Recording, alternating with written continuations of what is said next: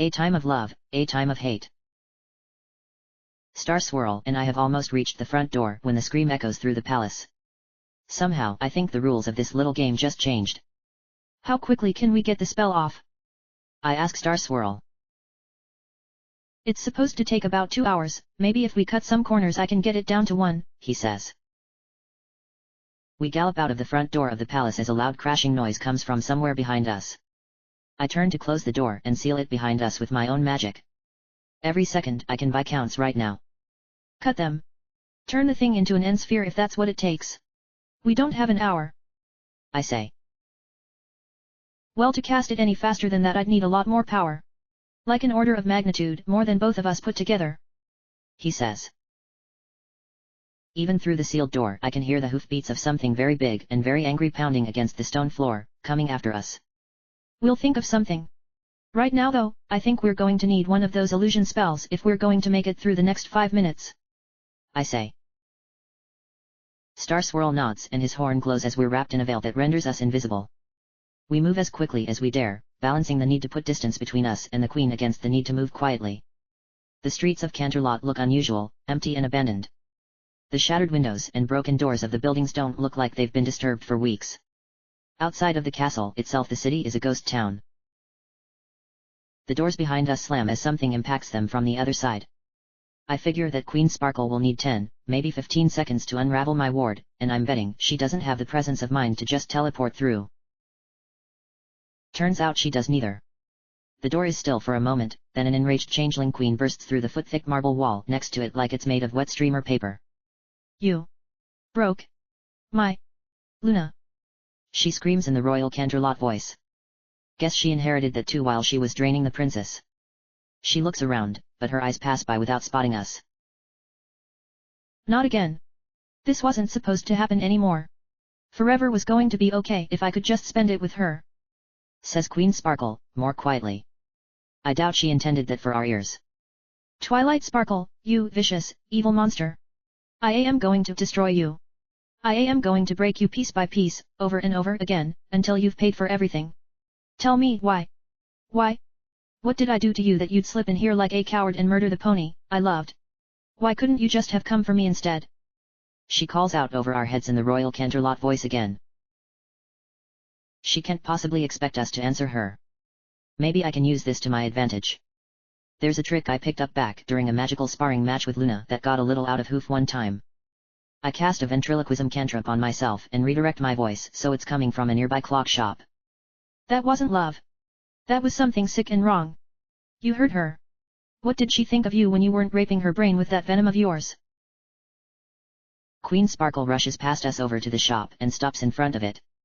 Her horn flares as she wraps the entire building in a field and braces herself.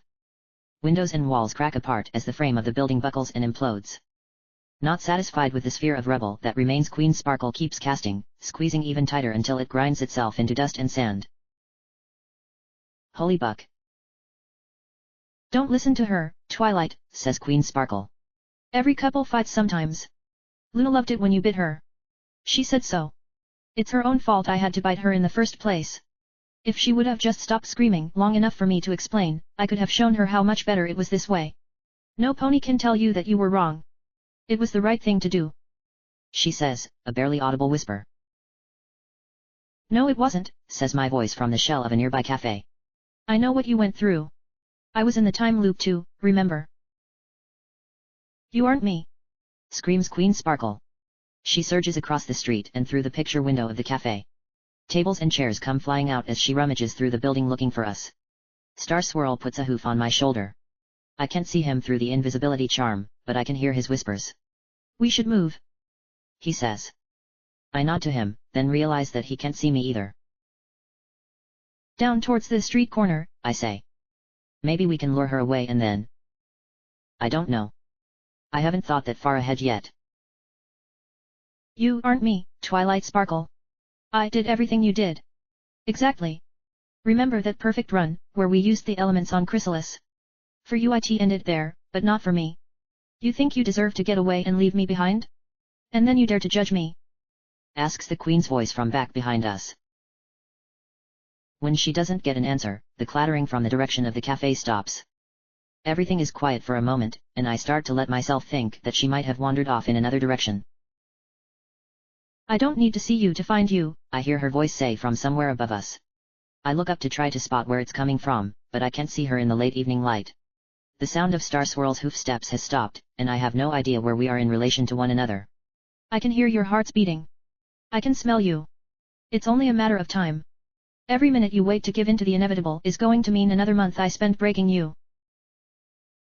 I see a shadow pass over the ground in front of me, but it's gone too quickly to see where it came from.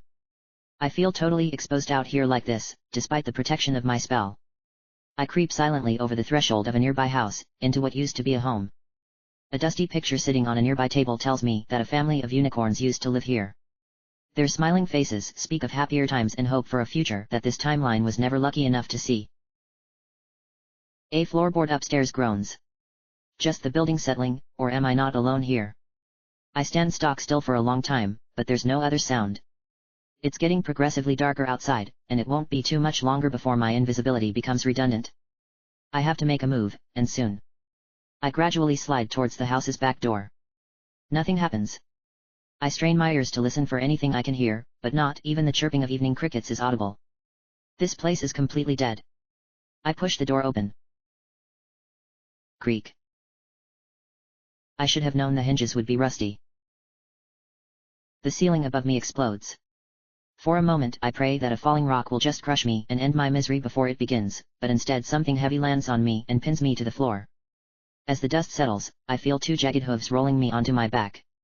I can see my own mane flopping over my face as they do so. The impact must have disabled my invisibility. Because I wasn't helpless enough already. Well, that didn't work, says the grinning changeling queen towering over me. Remember that phrase? Remember how beaten and hopeless you felt every time you heard it? Get used to that feeling, because you're mine now. I am going to devote every single second that I would have spent snuggled up in Luna's arms to filling your existence with suffering. You will plead for death, and at first I will deny it to you. Only at first though. I don't know how yet, but I will spend as long as it takes to trade places in the time loop with you. Then I'll kill you. And then you'll wake up again. And then you'll die again. And then you'll wake up again. Maybe after a few decades of that you'll understand why I chose to do what I did. Meanwhile, your little friend and I are going back to your timeline. The timeline that I earned. You took my future when you killed Luna. Now I'm taking yours. She says. I quiver underneath her, wordlessly, but I look her dead in the eye. I won't give her the pleasure of watching me beg. Queen Sparkle perks up her ears and looks around the room. Where is Shooting Star, anyway? She asks. When I don't answer her she sighs. Well, I suppose it won't be that hard to flush him out. Scream for me, Twilight. As loud as you can. I take a deep breath, look up, and spit in her face. She doesn't even flinch. Defiant to the end, I expected nothing less. I hope you enjoyed making that choice, because from this moment forth. She opens her mouth, and those awful fangs slide into place. Your mind belongs to me. She brings her head down and bites deep into my shoulder. I do scream, finally, at the sensation of fire in my blood that I grew familiar with over all the loops where Chrysalis took me alive, turned me over to her side until the blessed cleansing flames from the elements reset everything. But the elements are gone now. The first hint of the dizziness and confusion to come starts to seep into my head. Get off of her, you overgrown mosquito bitch. A blast of magic from out of nowhere catches Queen Sparkle in her side. Even from a few feet away, the residual power coming off of it is strong enough to singe my coat. The Queen's fangs leave deep gashes as they're torn away, and Queen Sparkle goes flying. She leaves a hole when she crashes through the nearby wall where a kitchen window used to be.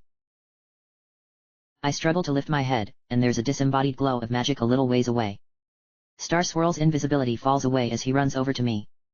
Let me see, he says. His eyes dart back and forth over my hurt shoulder and he frowns. The cuts aren't too bad. I can patch them up, although they might scar. I'm more worried about the venom though. How do you feel? He asks. I don't know why he's so concerned. My shoulder doesn't hurt at all. In fact, all the little aches and pains in my body have just gone away. I'm so tired, but there's this wonderful feeling creeping through my brain. I'll slip away into a safe and happy place soon.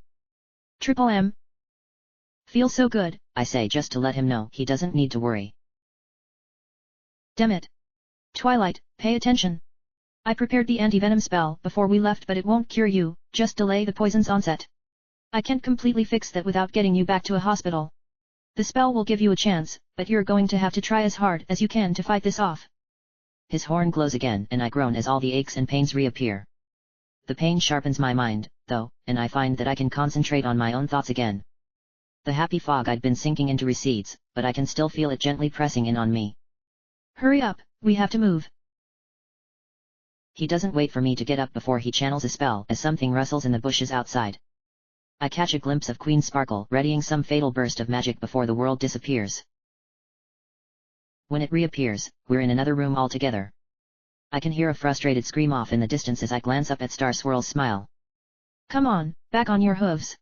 She'll be able to track that teleport before too much longer. He says. I say. Focus, Twilight. Sorry, my head hurts. Get moving, yeah. I say. He walks out of my field of vision and my head is slow to follow him. I'm not going to be operating at full effectiveness. Soon enough I won't even have the sense to realize how compromised I am. Star Swirl, wait. He pauses. We don't have time for waiting, he says. Just listen, then. I've been under the effect of this stuff before, and even with your spell I can feel it. It's in my head, and I'm not strong enough to fight it off. I say. Star Swirl watches me, sizing me up as I go on. In a few minutes, maybe a half-hour tops, I'm going to start to get really suggestible. If Queen Sparkle gets me alone, I could go from asset to liability in a single sentence. We can't risk that. We should split up. I say. And then she captures you and orders you to tell her where I'm going so she can catch me off guard while I'm casting the spell? Thanks but no thanks. He says. No, you wouldn't tell me where to find you, I say. So how do we meet up later? He asks. We don't. The full implications of what I'm suggesting hit him. Absolutely not, he says. There's a stable time loop, so I must be able to get back no matter. Because she'll take you back. She'll use you to unleash herself on our timeline. She'll do to our Luna what she did to this one, is that what you want? Order me to lead her away to the best of my abilities, then deafen me. A few pounds of telekinetic pressure to each eardrum should do it. That'll buy you enough time to find some out-of-the-way spot to cut this timeline off from ours forever. I say. It's disturbing, how quickly this plan came to me. Maybe on some level I started to come up with it days ago, the instant I heard I'd become a changeling queen. Fuck you, Twilight. I'm not doing that. He says. Why not? Why is my life worth risking all of Equestria for? I scream at him in frustration. Like this isn't hard enough for me to even suggest. This isn't what I want. It's just the best chance our timeline has. The only reasons not to follow through with this are selfish ones. Because, you moron, you're my friend. Maybe you've got enough of those to throw some of them away this casually, but I've only got one. He says back. He seems embarrassed by the outburst and shrinks away from me. There have been a dozen times where he should have been embarrassed by his behavior before, but wasn't. What's so different about this time? Both of us go back, or neither of us do, he says quietly. You already know you go back, I point out. Well then so will you, he says. He's being completely irresponsible and irrational, and damn it, why is he making it so hard to be angry at him? You're a stubborn, completely unreasonable ass, you know that. I say. He just smiles. I get up to my hooves, and shake my head as I try to clear the cobwebs from my mind, unsuccessfully. I have an idea, I say, although if I'm being honest it's only half of one. We need to get to the vaults. I know how to open them, assuming the Queen never changed the locks. The defensive enchantments there might actually hold her off for a few minutes. Then what? He asks. There's no time to explain, and you wouldn't like it if I did. Trust me or leave me, your choice. We stare one another down for several seconds that we can't really spare, but Star Swirl gives in first. Fine, right, of course I'm following the plan of the mind-controlled pony, who's leading me into a completely inescapable corner with the changeling queen from Tartarus chasing us, and she won't tell me what her plan even is. Beyond that I'll hate it. Surely, this can only end well. He rants and throws one of his hooves into the air. Less whining, more fleeing, I say. It's a little harder to focus my thoughts through the haze of venom, but with a burst of magic we disappear again and reappear on a castle balcony. I turn to look out over the city and see Queen Sparkle gliding over the residential district. As the energy around us dissipates, I see her head snap in our direction and for just a moment our eyes meet. I stick my tongue out at her. Because Buck being a mature adult right now. Somehow, she gets even angrier than she already was as Star Swirl and I turn and gallop into the castle. Do you hear that? I ask. I could swear there are voices just at the edge of my hearing, trying to whisper something. I suddenly feel a powerful need to understand what they're saying to me. It's a matter of life and death. That's the venom talking. Keep going, says Star Swirl. We do, through the twisting hallways of the castle. We pass a number of changelings but they make no move to stop us. For Queen Sparkle, this is personal. Suddenly there's a surge of noise and pain. I cry out and fall to my knees. I try to cover my ears with my hooves but that doesn't reduce either one. Twilight? Why are you running, Twilight? Do you expect to get away? What now? Asks Star Swirl. She's in my head. I wasn't expecting this. Chrysalis could never do this. Just lay down, Twilight, and I'll make the hurting stop. Isn't that what we both want? For the hurting to stop? I feel myself sliding along the floor and look up. Star Swirl's grabbed my tail in his magic and is pulling me along the floor as he presses on. The sheer indignity of it all inspires me to do something I know I'm going to regret. Hey, Queen Sparkle, how much do you want to bet this link of yours works both ways? I ask aloud. I gather up my magic but instead of projecting it outwards I push it down and into my own brain. The pain is incredible, but I'm not the only one feeling it. The link breaks. Twilight, you're hurt, says Star Swirl. I wipe my muzzle and my hoof comes away bloody. I'm fine, I slur. Go. We press on and thank goodness the vaults are finally in sight. I can feel the toxic pinpricks in my head as the Queen tries to re-establish the link. I stagger to the door and try to focus on the series of commands the doors need to open. They keep slipping away from me. I can hear the Queen coming for us, distantly. The fear helps me push through my disorientation and the last rune of the sequence falls into place. A mechanism inside the door shifts and it swings open. I have to lean on Star Swirl for support to get inside. The door swings shut behind us, and locks once again. I instantly feel a second wind coming on. The connection the Queen was exploiting to weaken me must be blocked by one of the many wards built into its security system. From in here, we have so many more options. I focus my will on the door and reset the passcode that will allow access to it. Not a moment too soon. A few seconds later something slams into it. I try to ignore that and turn to regard the vault's interior. The treasure hoard is untouched, and also completely uninteresting as far as I'm concerned. All I care about is the pedestal in the middle of the chamber. There are 6 indentations on it, only one of which is occupied. In it is a crown topped by a jet black 6-pointed jewel. I pause for a moment and reach out to touch it, to remind it of its proper bearer. The resulting bolt of energy flings me hard against the wall of the chamber and holds me there for a moment while it rips into me, rejecting every fiber of my being, before it lets me fall to the floor. It didn't work. It was supposed to work. MNAHRR, I choke out. Twilight? You okay? What was that you just said? Tears sting at my eyes. The element of magic was my last hope. It most of all should understand the difference between me and the Queen. But it rejected me. How many times do I have to say it? I whimper. I'm not her. I'm not. To his credit, Star Swirl doesn't try to offer me any hollow words of encouragement or false reassurance. He just wanders off to a far corner of the room while I collect myself. It takes much too long. My head seems like it's stuffed full of cotton. I hate feeling this way, being violated in slow motion like this as my will and capabilities slowly slip away from me. You do it, I say. Do what? He asks. Take my element. Use it to cast the spell. I can't, it doesn't want me. Maybe you can. You can't be serious. The elements don't work for just any pony. It'll rip me apart. I just watched it throw you against a wall, and you're its bearer. You said an order of magnitude more power than both of us combined, right? Well, that's where you're going to find it. The Queen will find a way in here within the NNNGH. A fresh jolt of pain rips through my mind. She'll make us both so happy. Why are we fighting her at all? I should just open the door for her right now, shouldn't? Star Swirl slaps me. Ow. I say, but it knocks some sense into me. Thanks. Was I helping? I just wanted to slap you because you locked us in here with such a stupid excuse for a plan. He says, but he's eyeing the pillar with the element of magic on it. Star Swirl. I might not be myself for very much longer, so please listen to me. No more snark. No more banter.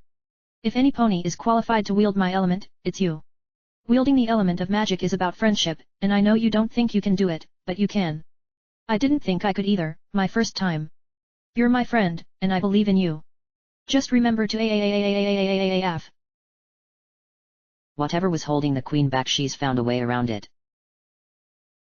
Open the door, Twilight. No, I moan. Open it. I black out. A few moments later I come to again, but I've moved from where I was before. I had been in the middle of the vault, but when I reawaken I'm that much closer to the vault entrance, and my horn is tingling in preparation for releasing the locks. I turn to Star Swirl. The Queen's power has even taken from me my ability to speak. All I can do is meet his gaze and beg with my eyes. It works.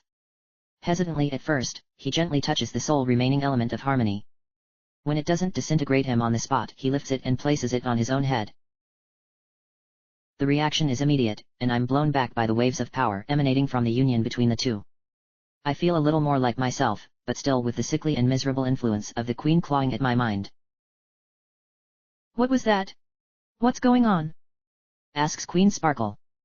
The vault door shakes again. Star Swirl's casting the spell, I say. Star Swirl? You said his name was Shooting Star. I smile even though I know she can't see me. I forgot to lie. It's not. He's Star Swirl. Yes, that's Star Swirl. You traitor. It was his spell, he's the one who put us here. How can you work with him after he wronged us like that? The pressure of the Queen's will redoubles. Kill him. Kill him for what he did to us. To my horror, my legs start to move of their own accord and I take a staggering step towards where Star Swirl is weaving together the threads of magic to fix the time spell. My horn glows and it's all I can do to press my face into the floor so I won't be able to interfere. Star Swirl glances up and sees what's happening. Stop, Twilight. I seize the opportunity to obey the new command and the glow of my horn dies down. The part of my mind the poison does control cools from bloodthirsty to pacified in a heartbeat. I said kill him. The new command overrides the last one, and I take another step. Stop. Says Star Swirl and I take it back. This isn't a long-term solution. The spell is getting more and more intricate and soon it will take enough focus that he won't be able to tell me to stop. Not to mention that having my psyche battered back and forth like a ping-pong ball is wreaking havoc on my ability to focus. There has to be something I can say, something I can offer her. If any pony can deduce how she thinks, I can. After all, she's me. And if I'd been through what she has I know exactly what I would want. Queen Sparkle, wait. The spell he's using will stop the time loop. It's disconnecting this future from all the others, so you won't be able to go back to the beginning again. I call out. Star Swirl looks over at me, confused, but some of the pressure in my mind starts to lessen. It will. Asks the Queen. I can't see through the vault door, just listen. Without the visual of the giant scary bug monster, that's just the voice of a very hurt and very scared little filly. Yes, it will. Once we cast this, there's no more going back. No more well that didn't work. I should have told you earlier. I say. All the effort she put into the lies she's been deluding herself with for so long, please let her believe one more. So the next time I die this will stop? Instead of more loops there will just be nothing? She asks. She sounds almost hopeful. You can rest soon, Twilight, I say. Do you promise? She asks. I promise. I lie even though the words feel like ash in my mouth. I try to tell myself that this is necessary, that Queen Sparkle isn't innocent. But the only reason this is going to work is because on some level that's exactly what she is. I'm sorry. She misunderstands. Don't be sorry. I'll be with Luna and Celestia again. All my friends too, soon. The spell is growing in power behind me. Twilight, do you think I'll be able to tell them that I'm sorry? Do you think they'll remember everything I did in all the different loops? Do I have to remember them? I don't know, I tell her. My head is pounding, and it isn't all from the venom. Me neither. I think that's the best part, not knowing what comes after. I've spent too long knowing already. Time to go, Twilight, says Star Swirl. Looks like my distraction bought us the last few minutes he needed. We're leaving now, I call out through the vault door. The coins and gems start to rattle and shift throughout the room. I join Star Swirl in the glowing circle and the arcane energy tingles on my horn and skin. The rush of power fills my ears, but I can still make out one more thing Queen Sparkle says. The meanest thing that she possibly could. Thank you.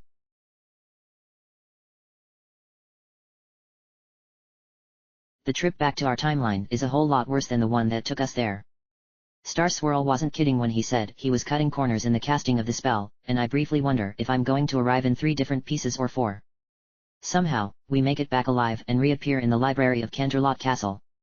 I only just register that both Celestia and Luna are waiting there for us, as well as all my friends, before I collapse. I feel a surge of nausea well up and I vomit on what I'm pretty sure is an irreplaceable ancient text. All my willpower to fight against the poison is gone, but thanks to the countermeasures Star Swirl took I'm not drifting off into euphoria. I'm just staring at the ceiling watching it spin like I just took 30 or 40 shots of Applejack's special cider reserves.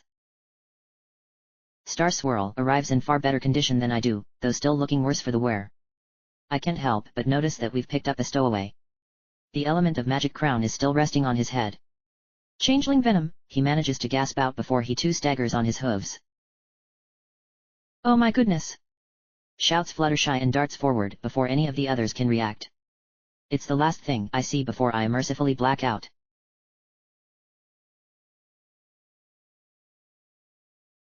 I come to and find myself lying in an infirmary bed in what's probably still the castle. The first thing I see is Fluttershy hovering nearby. Not literally hovering, you have to specify that when you're dealing with Pegasi, but knowing her she hasn't left my side since I collapsed. Hey, I say.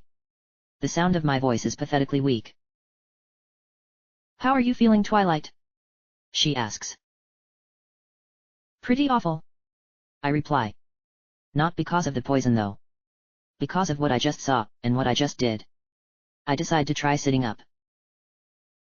You lie down right this instant, young mare. Demands Fluttershy. My back arches and the back of my head slams back down against the pillow without at any point consulting my brain, and it isn't because of the force of Fluttershy's personality. It seems the mind control effect of the venom hasn't worn off yet. There's a chuckle coming from somewhere nearby, and I can at least turn my head enough to see Star Swirl sitting up in the bed next to mine. Twilight, he says, poke Fluttershy's nose. My hoof comes up involuntarily and gently taps Fluttershy right on the tip of her muzzle, which sends Star Swirl into full-on convulsions of laughter. This isn't funny. I insist, despite all appearances to the contrary. Fluttershy is trying to pretend not to smile too, and poorly. Be nice, Twilight, she says. After you passed out, Star Swirl told me all about what kind of poison the Queen had used on you and helped me mix up an antidote. He even refused to let us help him until you'd been taken care of. I look over at the stallion in the bed next to mine in amazement, and I guess it shows on my face. She's making it sound like a bigger deal than it was. I only had a few cuts and scrapes. You were much worse off. Fluttershy's the real hero. If she hadn't known right where the bloodwort grows in the castle gardens, you wouldn't even be awake yet. He says. Fluttershy blushes, but quickly recovers. The important thing is that you're going to be just fine, and the last of the side effects will wear off by tomorrow evening. Until then just stay in bed and do what the infirmary nurses tell you to. Not that you have a choice, Star Swirl feels that he just has to add. How is it you were all right there in the library when we came back, anyway? I ask. Princess Celestia told us after you left, and we wanted to be there to surprise you. I guess Star Swirl told her a long time ago exactly when you'd be coming home, and where. After I go back to the past, it's one of the few details I'll be able to mention without messing everything up, he says. I'll go tell the rest of the girls that you're awake. They've all been so worried, says Fluttershy. She walks out of the room and Star Swirl climbs down from his bed. Once she's left the room and closed the door behind her, he turns to me. I haven't told them anything about the other timeline. Or what you said at the end there to the Queen. How did you know that would work? That she wanted that. I wince at the reminder. I wasn't in the time loop for nearly as long as she was, and even when I got out. That's what I wanted. I squeeze my eyes shut before looking back up at Star Swirl. Do you think there's any chance it might be true? What I told her? Anything's possible, he says. That's just an unnecessarily complicated way of telling me no. That timeline should be inaccessible from this one now, and vice versa. I doubt we'll ever know for sure, he says. You were right, I say. About what? What you wrote. Saying I'd give myself over to madness and death. That's exactly what I did to her. She wasn't exactly stable to begin with. How do you think she's going to react when that last little scrap of hope I dangled in front of her is yanked away? She might even be too far gone to replicate the conditions of that loop. Star Swirl scoffs. She deserves it. No, Pony deserves that, I say quietly. Star Swirl shares a moment of silence with me. I don't know what he's thinking about, but my mind won't stop churning through all the ways I already suffered in that loop, and the infinite variety of ways I could have, and how the other me is going to have the chance to live every single one of them. I was wrong, actually, says Star Swirl. How do you figure? I ask. Because she isn't you, he says. Indeed, says a new voice from a shadowy corner of the room. Placing blame for our decisions on forces such as fate or destiny is a trap many minds fall into. We cannot be absolved of blame or praise for our actions nearly so easily. A moment later, Princess Luna steps out from nothingness to join the conversation. Expending energy worrying over what might have been is a great waste. We must all do our best with what is, even if what is sometimes is the product of great mistakes or tragedies. Star Swirl doesn't look like he's ready to see her, not after what happened back there. Luna, he says. I can't tell you how happy I am to see you again, he says. What a shame. I was rather looking forward to hearing you do so, she says with a gentle smile. There was. In the other timeline. I know. And I would have chosen the same fate for myself as you did. You know. I ask, incredulous. How does she keep doing that? I always have, though not all the details until today, she says. I know you are in great pain, my love. You will be for some time. What you did was traumatic, and consequently it will sometimes be the subject of your nightmares. She steps over to him and wraps him up in her wings. Yet you will always wake from those nightmares, and when you do I will always be there for you. Because that is the essence of love, Star Swirl, and I love you. Always. Star Swirl is too stunned to do or say anything for a few moments, so Luna just holds him. What I said before. I owe you an apology, says Star Swirl. Luna regards him for a minute in which Star Swirl remains silent. One traditionally follows such a statement with the actual apology itself, she says. Right. Sorry, says Star Swirl with a sheepish grin. Luna, I'm sorry. I came here and I saw that you were different, and I just assumed that you were somehow worse, or diminished. You were correct. I am somewhat less than I was. And though your method of telling me so was arrogant and belligerent and callous, and deplorable, and I think I get the point, grumbles Star Swirl. Very well. Despite the fact that the way you pointed it out to me was somewhat lacking, I did need to have it pointed out. So I forgive you. If only because these next few days will likely be my last chance to say goodbye to you, and I have foolishly been squandering this great gift for petty reasons. I look at the two of them, and it's wonderful to see them back together again. I realize that for each of them this has been bittersweet. For Luna, of course, just seeing him again must be reopening old wounds. She must be acutely aware of just how finite her time with him is. I'm struck by a fresh surge of annoyance at how he treated her in the library last week. In a way though, for Star Swirl this is even worse. He's going to carry the burden of knowing what happens to Luna, what she does to Celestia and her foal and all the other ponies she's going to kill, and he's going to have to lie to her by omission about it. And yet somehow, they're going to love one another for decades to come. I'm not sure I can comprehend that kind of resilience. I can only hope that it runs in the family. You should tell her, I blurt out. I want to kick myself for intruding on the moment they were sharing. When you go back to the past, forget keeping the timeline stable. You can make a better future together. You can tell Luna she doesn't have to feel alone, and you can stop the whole Nightmare Moon fiasco before it even starts. Luna looks over at me, somewhat perturbed at my meddling. That is a rather arrogant suggestion to make, Twilight. The events are 600 years distant from one another. Although it is true that in retrospect, several events from around that time were the seeds of Nightmare Moon's genesis. They were? Asks Star Swirl. Like what? Luna just smiles, cryptic and sad at the same time. Tell you? And spoil the surprise? You should know me better than that, dear. She turns to me. Meddling in the tragedies of the past is an understandable impulse, but tiny changes can have unforeseen consequences. Who is to say what the impact of such knowledge on me would be? Perhaps, as you suggest, I would be able to resist it. Or perhaps I would resign myself to it sooner. If I were banished 50 years earlier than I was, and I returned after the same interval of 1,000 years, you and your friends would not yet exist to stop me. Whether Celestia would be able to come up with another plan is unknowable. Plus, if you don't become the bearer, you probably won't be able to use the time loop spell, and then you won't bring me here to learn the information to give it to her when I go back, and then there's a paradox. The universe would collapse, and we wouldn't ever get those snazzy matching hats. Says Star Swirl with a grin. The element of magic is a tool of the divine. The leader of equals. It is an essential part of the fabric of the universe. It is not a hat. Says Luna with a small frown. What are we supposed to do now that we have two of them? I ask. Star Swirl will take the second one back to the past with him, says Luna. I will. Asks Star Swirl. Trust in me, love. Someday things will be clear to you.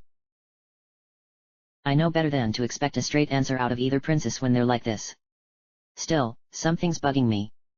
Princess, carrying around all these secrets, I get why we have to, but it just doesn't seem right.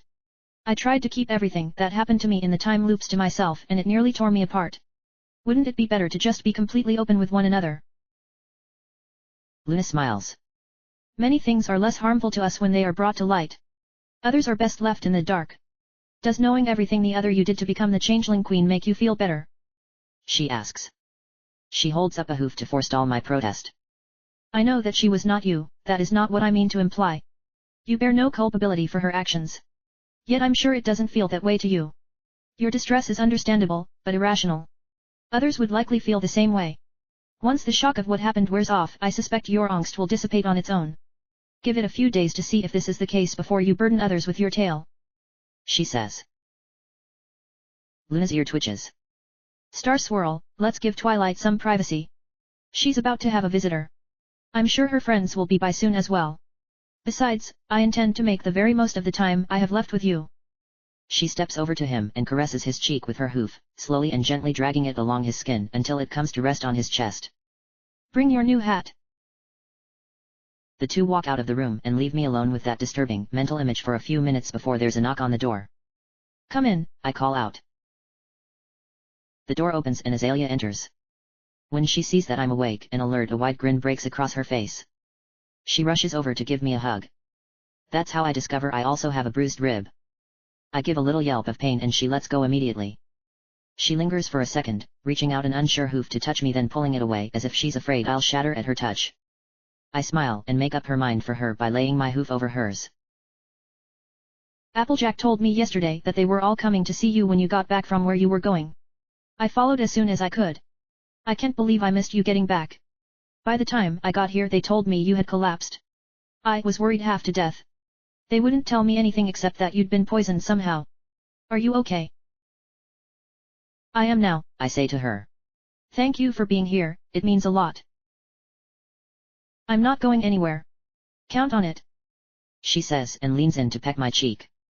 She glances over her shoulder like she's afraid she's being watched by some pony. Technically, you're on a controlled diet, but I tried some of the food here and it's not very good. So I snuck something in for you. She opens her saddlebag and pulls out an azalea. Sorry, it's a bit smushed. My stomach growls at the sight of the snack and I grab it from her eagerly. My first impulse is to cram it all into my mouth at once, but instead I just pull a few petals off and suck on them, closing my eyes and savoring the flavor. When I swallow them and open my eyes again, Azalea is looking at me with tears in her eyes. What's wrong? I ask. Sorry. You're the one who's hurt, and I'm the one who's turning into a mess. She says. What happened where you were? Was it as scary as you thought it would be? It wasn't so bad, I say. It's a gentle lie, and a harmless one. I'll see if Luna was right before I spill the entire story to any pony. It would be a lot more to take than even what had happened during all the loops I survived. At least that had a happy ending I could be proud of. But as awful as what I just saw was, it feels a little more detached. Wallowing in it won't help. I'd rather just move on. Azalea climbs into bed with me and lays her head down on my chest. My forelegs move automatically around her. A perfect fit. I'm glad, she says. Tell me all about it. That moment crystallizes in my mind as I comprehend the words and I realize everything is about to go horribly wrong. It's just a poor turn of phrase. She could have said, tell me anything about it, or do you want to talk about it, or I'm here to listen, or almost anything else that would have meant exactly the same thing. But no, she worded it as a command, albeit a gentle one. And the venom still coursing through my system takes it literally. I fight it as hard as I can, but a few seconds later the whole story starts to pour from my mouth. It isn't that bad at first as I'm telling her about getting captured and taken to the throne room and what we found there. The first time she reacts is when I repeat what Queen Sparkle mentioned about our sleeping with Luna. At that she pulls away from my chest and sits bolt upright in bed next to me, looking at me with an expression that's both a little hurt and a little impressed. I want to scream at her to interrupt me, tell me to hold on so we can talk about that and I can warn her about what the venom actually does. But my mouth is otherwise occupied. It's only when I start telling her about going down into the dungeon that I start to truly panic, looking at her with pleading eyes and trying to will her to stop me. To cut me off with one of those wonderful kisses the way she's done before. But she doesn't. I start to repeat everything Chrysalis said word for word, including every single time she intentionally used the pronoun you to describe Queen Sparkle's actions to me. I want to curse myself for having spent so long honing my memory, doing all sorts of exercises so I'd be able to recall in an instant every word of one of Celestia's lectures. Azalea has pulled as far away from me as she can, working herself subconsciously down towards the foot of the bed. She's staring at me like I'm a completely different pony, her eyes full of fear, but I still can't shut up. When I get to our being pursued by the Queen and all the hateful accusations she flung at me, Azalea closes her eyes and shakes her head. I've almost reached the part where we hold up in the vault when Azalea says what I would have given anything to hear 10 minutes ago. Please stop, she begs. I finally can. Azalea, I am so sorry. It's the venom that's still in my system, that's all. Otherwise I wouldn't have told you all that. But that's what happened. She says. That's what happened. It's over now. I promise. I say. She stares at me like she's trying to figure something out. If you had been the one stuck in the loop, that wouldn't have happened to you, right? I mean, you're strong. Nothing could ever push you to do such awful things to a pony you loved, not in a million years. Tell me the truth. I wish she hadn't added that last part. The truth is that those were unique circumstances, and it all turned out fine. Those things didn't happen to me. That isn't what I asked. True or false, nothing could ever really make you do any of those things. She says as she stares at me. False, I say. Azalea squeezes her eyes shut like she's trying to block out the whole world. Azalea, listen. You don't understand just how bad it would have gotten for her. Any pony, in that situation, would end up the same way eventually. I wouldn't. Ever. No matter how bad it got, I would never do to you what you say she was doing to Luna. And I can't believe that you could even say there's a set of circumstances, no matter how unlikely, where you could treat some pony that way. She says. Just the fact that you say you can understand how she could. Hey, Azalea, it's going to be okay. I'm going to be okay. I want to put this behind me just as much as you do. Why don't we talk about something happier, like what we want to do for our next date? I ask. I reach over to her and stroke a bit of her mane. When I do, the worst possible thing happens. She flinches away from me as I touch her. Even worse, she'd been sitting precariously on the bed's edge. The twitch shifts her off balance and she topples backwards to the floor. Azalea. Are you hurt? I ask. She gets up slowly and stiffly. I think I twisted my wing a bit. I should go to the nurse's station and get an ice pack. I should just go. She says. There's a faraway look in her eyes and she won't meet my gaze. I think I need a break. A break? You mean from talking about this, right? I ask, desperate. Please don't let this be happening. Not like this. I need some time to think about things, she says and walks towards the door. She opens it, and stops in the frame. I'm sure I'll see you around town sometime, Twilight. She says without looking back. She steps through and the door closes behind her with a dreadful finality. I want to leap out of the bed and chase her down, make her understand that she's wrong about me. About us. I can't seem to will my legs to move though. After several unsuccessful tries, I remember Fluttershy telling me to stay in bed earlier. Until the venom clears or some pony tells me otherwise, this bed might as well be a cage. All I can do is bury my face in my pillow and impotently scream my frustrations out. Later that night, I have a nightmare about being back in the time loop. The first one in months. Azalea isn't there for me when I wake up.